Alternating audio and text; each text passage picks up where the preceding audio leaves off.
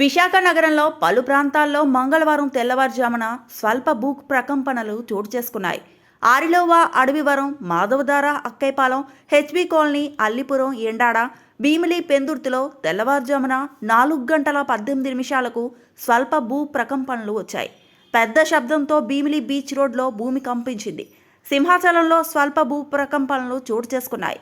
దీంతో ఇళ్ల నుంచి ప్రజలు బయటకు పరుగులు తీశారు. అల్లూరి సీతారామరాజు జిల్లాలో కూడా 3.7 తీవ్రతతో ప్రకంపనలు వచ్చాయి. మాడుగుల సమీపంలో 10 కిలోమీటర్ల లోతులో భూకంప కేంద్రాన్ని గుర్తించారు.